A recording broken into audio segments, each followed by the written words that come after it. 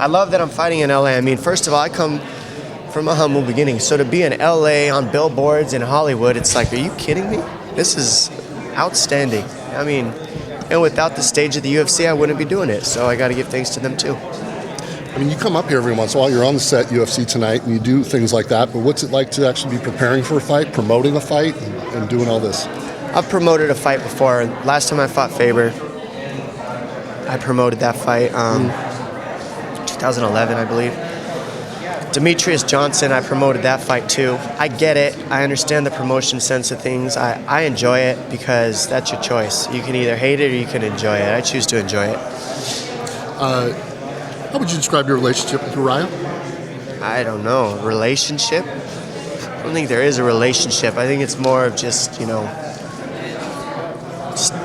glares. There's really no relationship with us. I mean, we've had to exchange words because we're forced to exchange words. At a certain level, you got to just be a professional and deal with things, Yeah. For instance, I know there's probably people you work with that you don't necessarily like. You're not going to, the beautiful part is I actually get to punch him in the face.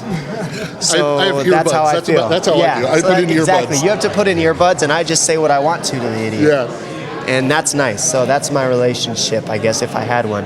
It's that. It's the guy that I don't like, but I get to say whatever I want to and then punch at the end of the workday. Go ahead. You guys are going into this fight one-on-one. You won the first fight, defeating Urijah by guillotine in 2007. Then he won unanimous decision in 2011. Actually, the other way around.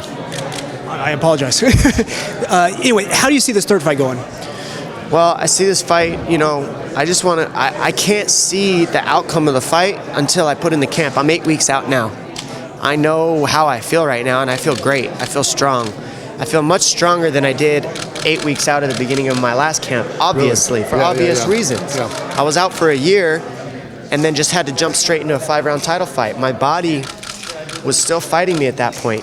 Now I'm at the point where my body's no longer fighting me. I have that entire camp plus that entire fight of work on my body already. It's almost like taking a car, stock, and then throwing a bunch of aftermarket parts on it. I feel aftermarket, I feel fast, I feel strong, I feel built, I feel ready to go, and that gives me confidence to go out there and put a beating on that guy. You were just talking about your other things, that working on UFC Tonight and Fox and stuff. Urijah loves to say, that's keeping you distracted, that he's in there fighting all the time, and that makes him a better fighter. He's more, tested. What are your thoughts about that? It's ignorant talk, typical of him. If that were true, then he would have fought for the belt and faced the guy that he was too scared to face, and he never did. He says, "Oh, we're buddies." They're not. They don't seem to be buddies now, do they?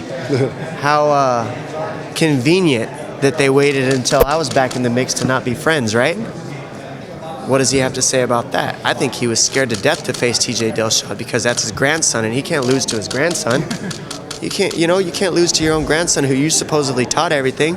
So he didn't want to risk it. It would ruin the ego of Urijah Faber, which is huge, to lose to his grandson. He couldn't handle that kind of loss.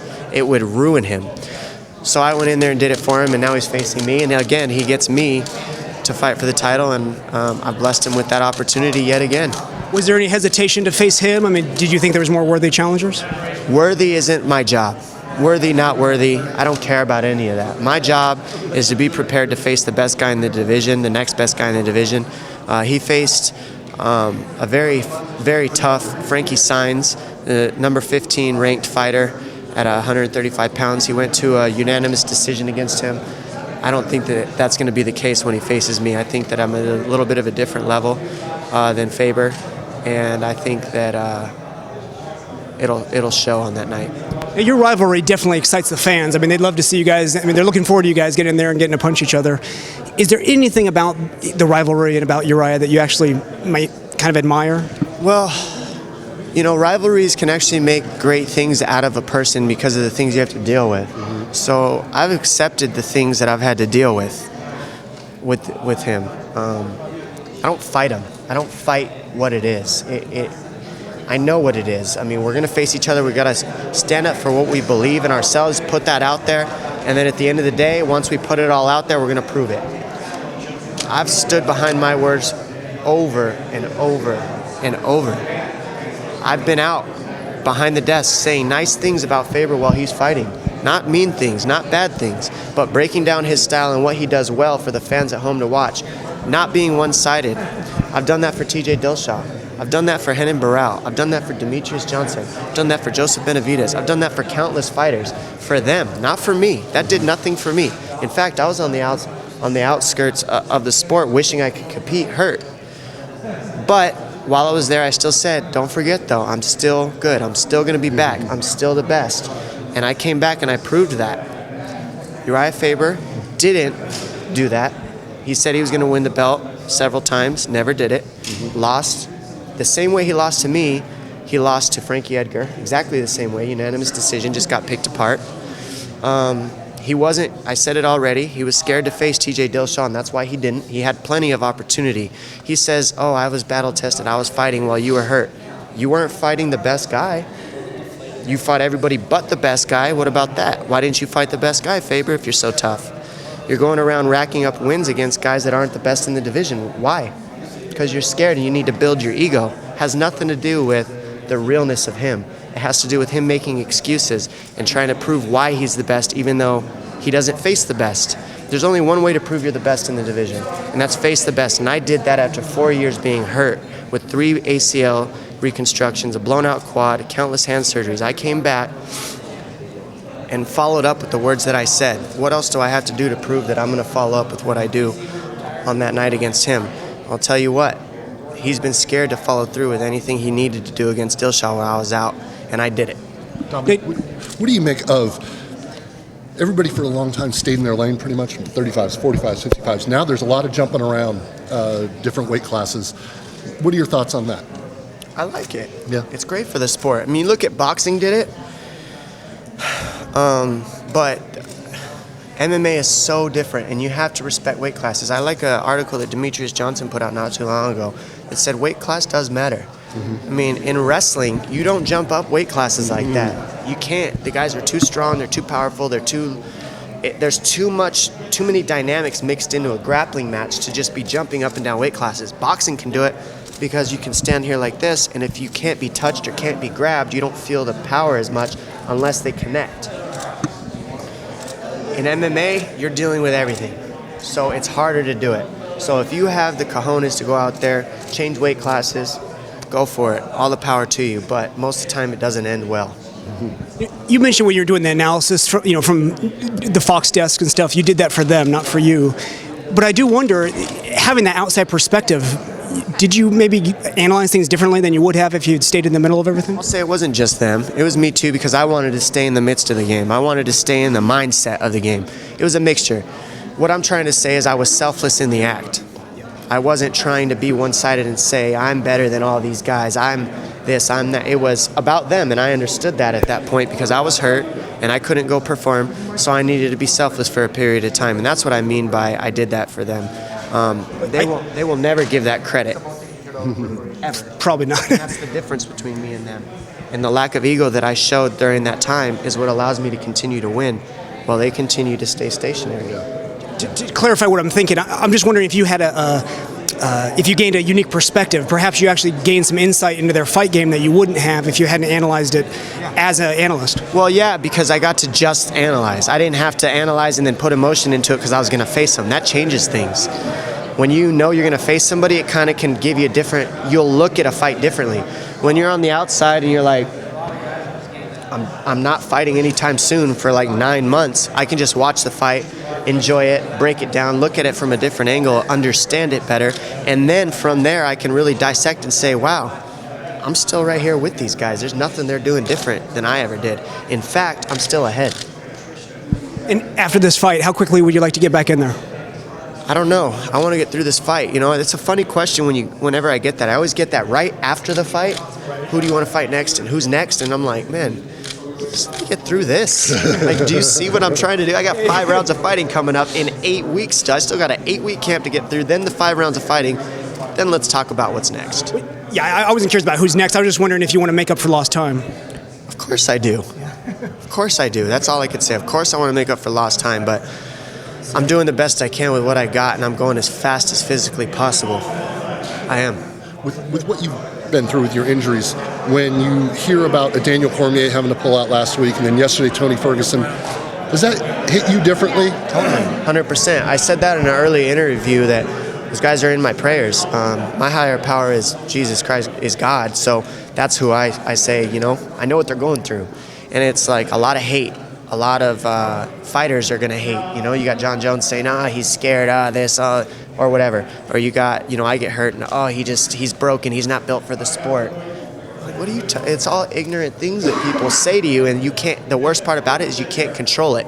You just have to sit on your hands and let them talk. And when they're done talking, you just hope at the end of it you can take your hands out and punch them in the face. That's the best you can do. You're less than 3 months out from your fight with TJ, and you're coming off the plantar fasciitis. How are you dealing with that injury as opposed to the other injuries? Constant rehab. It's a plantar fasciitis. Anybody who's had it knows that it doesn't just go away. That can last years. It can last a lifetime. So it's a constant rehab thing. It's something that every single day I'm icing my foot. Every single day I'm rehabbing. I literally have to warm up longer than most people even train sometimes, I think. So it's like, it's a constant thing. My whole lifestyle is built around building my body up after I break it down in practice. Build it up, break it back down. Build it up, break it back down. And that's what this is. Plantar fasciitis is just another thing that I got to deal with. It's another card I've been dealt, and I'll deal with it as it comes. And I'm doing fine. I feel great. I feel strong. I feel stronger than I did now 8 weeks out of my camp by far than I did at 8 weeks out of my camp against TJ Dillashaw. I feel like a different guy. And prior to the fight with TJ, there was some video of you saying that during the downtime when the belt was taken away from you, you lost the belt, you lost the girl. Now that you got the belt back, did you get the girl back? You know, I'm not. The ironic part is when you lose something like that and you lose the girl, you realize that where things are and why they are the way they are. So it kind of gives you a look into reality. No, I don't need anything back. I need myself. You know, I need to worry about me. I need to worry about focusing on my own life. Finding, you know, I think that a big thing that people steer away from is finding your own happiness in yourself alone. People are always supplementing happiness with something else, with the belt, with, you know, maybe alcohol, with maybe a girl or a relationship, or maybe they're supplementing happiness by having a kid, or there's countless things people supplement happiness for. Yeah. How many people actually just sit down, focus, and say, you know what? Maybe I'm the only one who can make me happy. I need to quit trying to look to other things to make me happy, focus on myself, and then happiness will spread and it'll just naturally come to me like a magnet. That's where I'm at in my life. I'm focused on me. You do such a great job of breaking down fights. Can you quickly break down those shoes? These are in case you get crazy. I got spikes. I can kick you right in your nuts. And speaking of apparel, you and Urijah both happen to be rocking the purple today. I mean, really? Did you guys like... Well, who's wearing it better? I don't know. I know you probably don't want to choose. I don't blame you, but I don't know. You got this going, so I mean, huh? You got this going. I think I got him beat. I mean, he looks a little bit like a lollipop kid over there to me. Is this one of the $10,000 suits? Nope, not yet. You know, maybe a little bit more. We'll see. I got more coming. Got to stay fly. Got to stay looking good. You got to keep it clean. You know, show some professionalism. Button up the buttons. You know, wear a tie. Somebody please teach Faber how to dress, I'm begging you. Because he's going to look nicer in his funeral than he's going to look right here. Connor tried.